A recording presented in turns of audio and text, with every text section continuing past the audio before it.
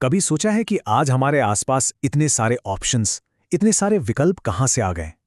चाहे कपड़े हों, फोन हो या फिर गाड़ियां, कुछ ही दशकों में सब कुछ बदल गया है। और इस बदलाव के पीछे की जो सबसे बड़ी ताकत है, वो है वैश्वीकरण। तो चलिए आज समझते हैं कि इस एक प्रक्रिया ने हमारी और खासकर भारतीय अर्थव्यवस्था को कैसे पूरी तरह से बदल कर रख दिया है। अच्छा, एक जमाने में चलते हैं जब सड़कों पर सिर्फ दो ही गाड़ियां दिखती थी, एम्बेसडर और फियाट। ज्यादा पुरानी बात भी नहीं है ना? लेकिन आज देखिए, दुनिया का हर बड़ा ब्रांड हमारी पहुंच में है। और ये सिर्फ कारों की बात नहीं है, फोन, कपड़े, हर चीज में यही हाल है। तो सवाल यह है कि आखिर कुछ ही सालों में हमारे बाजार इतने कैसे बदल गए? इसके पीछे की वजह क्या है? और ये सब कुछ हमें एक ही शब्द पर लाकर खड़ा कर देता है, वैश्वीकरण। पर सुनिए, ये सिर्फ एक भारी भरकम शब्द नहीं है। ये एक ऐसी क्रांति है जिसने पूरी दुनिया को एक ग्लोबल विलेज बना दिया है। तो आखिर ये वैश्वीकरण है क्या? बिल्कुल आसान शब्दों में कहें तो ये अलग अलग देशों के बीच तेजी से होने वाले जुड़ाव की एक प्रक्रिया है। और ये जुड़ाव देखिए दो मेन तरीकों से होता है। एक है विदेशी व्यापार, मतलब जब सामान और सर्विसेज बॉर्डर्स के पार जाते हैं। और दूसरा है विदेशी निवेश, जब एक देश की कंपनियां किसी दूसरे देश में पैसा लगाती हैं।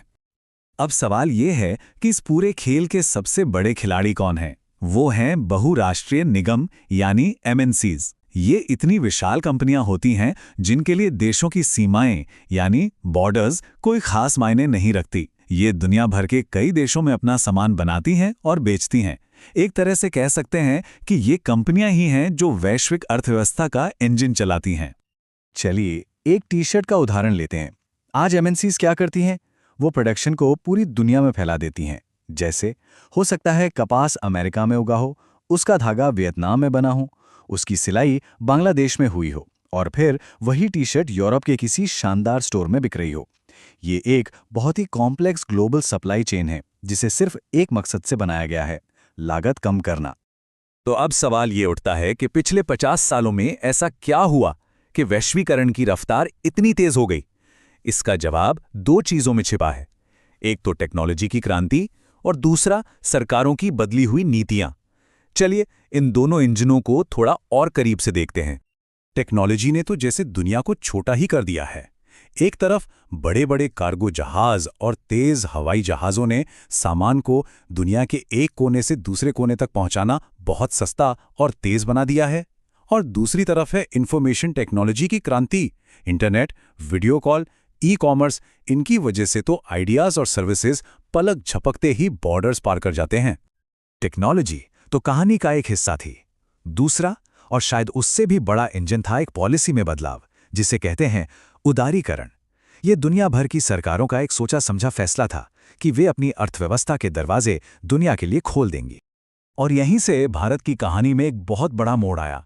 साल 1991 के आसपास भारत ने अपनी आर्थिक नीति में एक ऐसा बदलाव किया जिसने देश के लिए सब कुछ बदल कर रख दिया। देखिए, आज़ादी के बाद से भारत सरकार ने विदेशी व्यापार और निवेश पर कुछ रुकावटें लगा रखी थीं। इन्हें ट्रेड बैरियर्स कहते थे। ऐसा करने का मकसद ये था कि देश के जो छोटे और नए उत्पादक हैं, उन्हें विदेशी कंपनियों की जबरदस्त कंपटीशन से बचाया जा सके। इसे समझने के लिए चीनी खिलौनों का उदाहरण एकदम सही है। मान लीजिए चीन से बहुत सस्ते खिलौने भारत आ रहे हैं और इस वजह से भारतीय खिलौना बनाने वालों का काम ठप हो रहा है। तो सरकार क्या करेगी? वो चीन से आने वाले खिलौनों पर एक टैक्स लगा देगी। इससे वो खिलौने अपने आप महंगे हो जाएंगे और भारतीय खिलौनों को बाजार में मुकाबला करने का मौका मिल जाएगा। बस यही टैक्स एक ट्रेड बैरियर है। और उदारीकरण का मतलब है ठीक इन्हीं रुकावटों को हटा देना। जब कोई सरकार व्यापार को आसान बनाने के लिए टैक्स कम करती है और ऐसे प्रतिबंध हटाती है, तो उसी प्रक्रिया को उदारीकरण कहा जाता है। तो भारत की कहानी में एक जबरदस्त मोड़ आया। आज़ादी के बाद कई दशकों तक हमारी अर्थव्यवस्था एक तरह से बंद थी, लेकिन 1991 के आसपास हमने वो दरवाजे खोल दिए और एक खुली वैश्विक अर्थव्यवस्था की तरफ अपना पहला कदम बढ़ाया। वैसे भारत ऐसा करने वाला अकेला देश नहीं था। इस बदलाव के पीछे वर्ल्ड ट्रेड ऑर्गेनाइजेशन यानी WTO जैसी बड़ी अंतर्राष्ट्रीय संस्थाओं का भी दबाव था। WTO को आप ग्लोबल ट्रेड का रेफरी समझ सकते हैं, जिसके नियम सभी सदस्य देशों को मानने पड़ते हैं। और इसका मुख्य लक्ष्य है व्यापार को ज्यादा से ज्यादा खुला और उदार बनाना। लेकिन अब सवाल यह है कि क्या वैश्वीकरण का असर भारत में हर किसी पर एक जैसा हुआ? नहीं, कहानी इतनी सीधी नहीं है। कुछ लोगों के लिए यह बहुत फायदेमंद रहा, तो कुछ लोगों को बड़ी मुश्किलों का सामना भी करना पड़ा। तो ये है वैश्वीकरण की दो तरफा कहानी। एक तरफ शहरी उपभोक्ताओं के लिए तो जैसे लॉटरी लग गई, बेहतर क्वालिटी, कम दाम और इतने सारे ऑप्शंस। बड़ी भारतीय कंपनियों ने भी दुनिया भर में अपना कारोबार फैलाया। लेकिन सिक्के का एक दूसरा पहलू भी था। छोटे उत्पादकों के लिए विदेशी कंपनियों से मुकाबला करना लगभग नामुमकिन सा हो गया।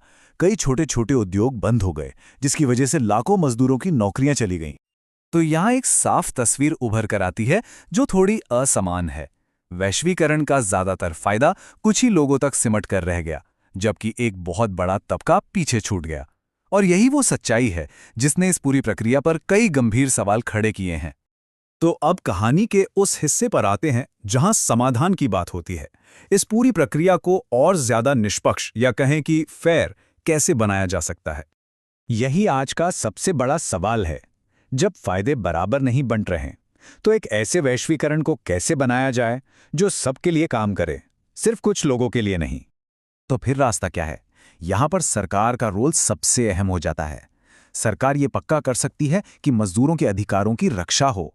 वो छोटे उत्पादकों को टेक्नोलॉजी और पैसे से मदद करके मजबूत बना सकती है, ताकि वो भी कंपटीशन में टिक सकें। और हाँ, अगर जरूरत पड़े तो अपने सबसे कमजोर उद्योगों को बचाने के लिए कुछ समय के लिए ट्रेड बैरियर्स का इस्तेमाल करने से भी नहीं हिचकिचाना चाहिए। इसके साथ साथ WTO जैसे बड़े मंचों पर दूसरे विकासशील देशों के साथ मिलकर अपनी आवाज को और बुलंद करना होगा। और ये सिर्फ सरकार का ही काम नहीं है। दुनिया भर में आम लोगों के अभियानों और आंदोलनों ने भी निष्पक्ष व्यापार नियमों के लिए दबाव बनाने में एक बहुत बड़ी भूमिका निभाई है। क्योंकि जब लोग मिलकर आवाज उठाते हैं तो नीतियां बदलती हैं। तो आखिर में हम सब इस एक सवाल पर आके रुकते हैं।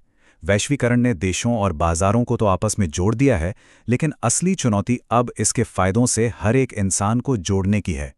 एक ऐसी वैश्विक अर्थव्यवस्था कैसे बनाई जाए जो सिर्फ कुछ लोगों की जेबें भरने के बजाय हर किसी की जिंदगी को बेहतर बनाए? ये एक ऐसा सवाल है जिसका जवाब हम सभी को मिलकर खोजना होगा।